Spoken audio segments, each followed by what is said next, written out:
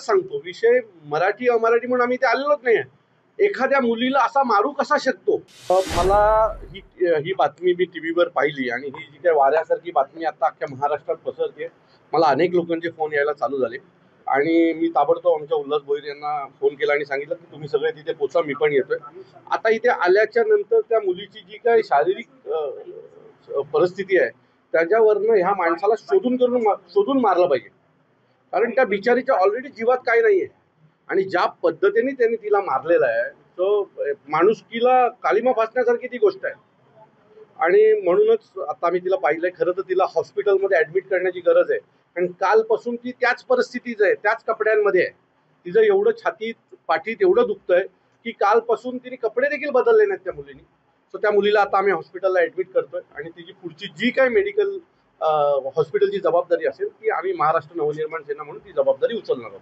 हा वाद जो आहे तो मराठी आणि अमराठी नाहीये, कारण मुद्दा हा रिसेप्शनच्या डॉक्टरला भेटण्यासाठी. पण मी परत सांगतो, विषय मराठी अमराठी म्हणून आम्ही इथे आलेलोच नाही.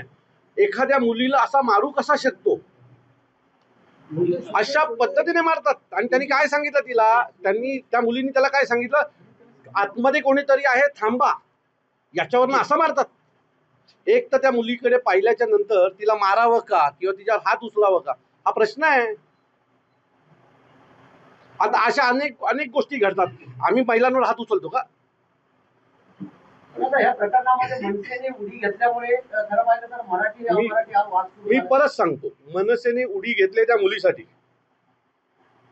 एखाद्या मुलीला अशा प्रकारे मारणार असाल तर मनसे सतत उड्या घेत राहील. आम्ही शांत बसणार नाही. आणि अमराठी मराठी हा विषय, जर एखादा बाहेरनं आलेला मुलगा आमच्या मुलीला अशा प्रकारे मारत असेल तर आम्ही का गप्प बसायचं? आता आम्ही एखाद्याला मारलं तर ते युपी बिहारला बसून त्यांचे राजकीय नेते ट्विट करतात ना त्यांच्या लोकांसाठी. मग आम्ही आमच्या लोकांसाठी यायचं नाही का? आम्ही आमच्या लोकांसाठी बोलायचं नाही का? त्यांना जर वाटतं 1000-1200 किलोमीटर लांब राहून की आमच्या एखाद्या पोराला त्याची चुकी असताना मारलं, ही तर पोरगी आमची आहे, आमच्या शहरात राहते, तिच्या शरीरात काय नाहीये, तिला आई वडील नाहीयेत, 3 लहान बहिणी एकत्र मिळून काम करतात आणि स्वतःचं घर चालवतात. सो अशांसाठी आम्ही उभं राहायचं नाही का?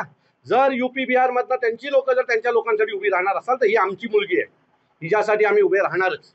22 तास गेले, पोलिसांनी तलवार वगैरे घेऊन तो फिरत असलेली किंवा ते सोशल मीडियात असे फोटो ठेवलेले आहेत, गुंड प्रवृत्ती सुद्धा दिसतोय. आपली भूमिका काय असणार या सगळ्या प्रकरणात? त्याने ज्या पद्धतीने तिला मारलंय ना, तसं मारणं एखादं गुंडच करू शकतो.